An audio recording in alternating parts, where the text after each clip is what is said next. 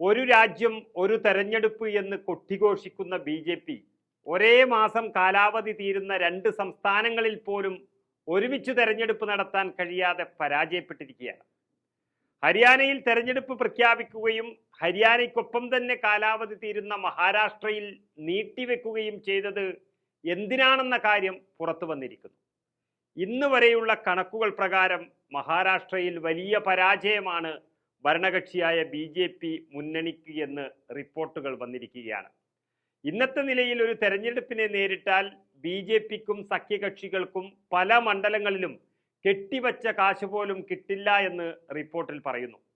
അതുകൊണ്ട് അവസാന തന്ത്രം എന്ന നിലയിൽ എന്തെങ്കിലും ഓഫറുകൾ നൽകാനുള്ള സമയമാണ് മഹാരാഷ്ട്രയിൽ തെരഞ്ഞെടുപ്പ് നീട്ടിവച്ചതിലൂടെ ബി ജെ പി പ്രതീക്ഷിക്കുന്നത്. ഇത് ജനങ്ങളുടെ ഇടയിൽ വാർത്ത പരന്നതോടെ വെളുക്കാൻ തേച്ചത് പാണ്ടായ ഒരവസ്ഥയിലാണ് എൻ ഡി എ സഖ്യം. പ്രഖ്യാപിച്ചത് തെരഞ്ഞെടുപ്പ് കമ്മീഷൻ ആണെങ്കിലും ഭരണകക്ഷിയായ ബി ജെ പി അടങ്ങുന്ന മഹായൂതി മുന്നണിയെ സഹായിക്കാനുള്ള നീക്കമെന്നാണ് ഇപ്പോൾ തെളിഞ്ഞിരിക്കുന്നത്. അത് കോൺഗ്രസ് മുന്നണി ആയുധമാക്കുകയും ചെയ്തതോടെ ബി ജെ പിയുടെ മഹാരാഷ്ട്ര തന്ത്രം പാളി.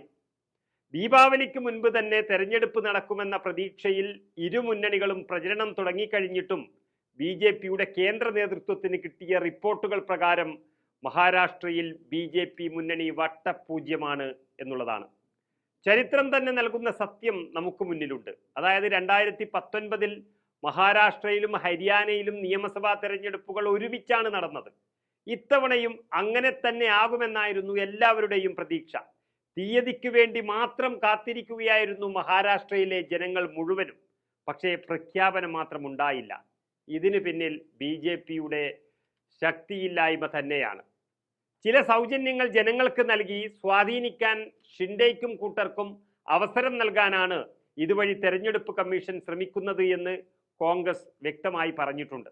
ഇക്കാര്യം തെരഞ്ഞെടുപ്പിൽ പ്രധാന വിഷയമാക്കി കഴിഞ്ഞിരിക്കുകയാണ് മഹാവികാസ് അഘാഡി എന്ന ഇന്ത്യ സഖ്യം. സത്യത്തിൽ ഗതികെട്ട ഒരു നേരത്ത് ചെയ്യാൻ തോന്നിയ ഒരു നീട്ടിവെക്കൽ ബി ജെ പി സഖ്യത്തിന്റെ അടിത്തറ ഇളക്കുകയാണ് മഹാരാഷ്ട്രയിൽ. തെരഞ്ഞെടുപ്പ് മുന്നിൽ കണ്ടുകൊണ്ട് സ്ത്രീകൾക്ക് പ്രതിമാസം 1500 രൂപ നൽകുന്ന ഒരു പദ്ധതി മുഖ്യമന്ത്രി ഷിൻഡെ സർക്കാർ ബജറ്റിൽ പ്രഖ്യാപിച്ചിരുന്നു. ഇത് പറഞ്ഞതല്ലാതെ നടപ്പിലാക്കി വരുന്നതേയുള്ളൂ. ഭരണം ലഭിച്ച് 3 വർഷം കഴിഞ്ഞിട്ടും നൽകാൻ കഴിയാത്ത ഒരു ഓഫർ ഈ അവസാന കാലത്ത് നൽകിയെങ്കിലും അതും കൊടുത്തു കാണാതെ ജനങ്ങൾക്ക് വിശ്വാസം വരില്ല എന്ന് ബി ജെ പി സഖ്യത്തിന് നന്നായി അറിയാം. അതുകൊണ്ട് തട്ടിക്കൂട്ടി ഒരു ഗഡു എങ്കിലും കൊടുത്തിട്ട് വേണം ഒരു തെരഞ്ഞെടുപ്പിനെ നേരിടാൻ. ആർക്കെങ്കിലും കിട്ടിയെന്നറിഞ്ഞാൽ തെരഞ്ഞെടുപ്പ് പ്രഖ്യാപിക്കാൻ പറയുമായിരിക്കും. എന്തൊരു നാണക്കേട് എന്നോർക്കണം. എന്നാൽ ഇതെല്ലാം ബി ജെ പിയുടെ നഷ്ടത്തിന്റെ അടയാളങ്ങളായി തീരുകയാണ് മഹാരാഷ്ട്രയിൽ. അത് ജനങ്ങളുടെ മുന്നിലെത്തിക്കാൻ ഇന്ന് ശക്തരുമാണ് ഇന്ത്യ മുന്നണി. കോൺഗ്രസ്, ശിവസേന, ഉദ്ധവ് താക്കറെ വിഭാഗം, NCP, ശരത് പവാർ വിഭാഗം എന്നിവരാണ് മഹാവികാസ് അഘാഡി അഥവാ ഇന്ത്യ മുന്നണിയിലുള്ളത്. കുതിരക്കച്ചവടത്തിലൂടെ MLA-മാരെ വാങ്ങി സംസ്ഥാനം ഭരിക്കുന്നുണ്ടെങ്കിലും തെരഞ്ഞെടുപ്പിൽ ഇന്ത്യ മുന്നണി തന്നെയാണ് ഇപ്പോഴും ജയിച്ചു വരുന്നത്. ലോക്സഭാ തെരഞ്ഞെടുപ്പിൽ മഹാവികാസ് അഘാഡി 75% സീറ്റുകളും നേടി മഹാരാഷ്ട്രയുടെ ചിത്രം തന്നെ മാറ്റി എഴുതി നിൽക്കുന്ന ഒരു സമയം കൂടിയാണിത്. രാജ്യത്തിന്റെ നിയമപ്രകാരം കാലാവധി കഴിയുന്നതോടെ തെരഞ്ഞെടുപ്പ് നടത്തി മറ്റൊരു സർക്കാർ നിലവിൽ വരണം എന്നുള്ളതാണ്. അതുകൊണ്ട് മഹാരാഷ്ട്രയിൽ ഇനി എന്ത് കള്ളക്കളികൾ കളിച്ചാലും നവംബർ 26 ആകുമ്പോഴേക്കും പുതിയ സർക്കാർ വന്നേ പറ്റൂ.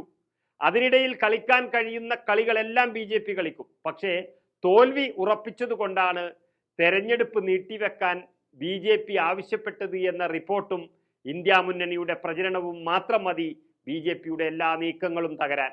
യഥാർത്ഥത്തിൽ തെരഞ്ഞെടുപ്പിന് മുൻപേ ഉള്ള ആദ്യ തോൽവിയായി പോയി ബി ജെ പിക്ക് തെരഞ്ഞെടുപ്പ് നീട്ടിവെച്ച സംഭവം.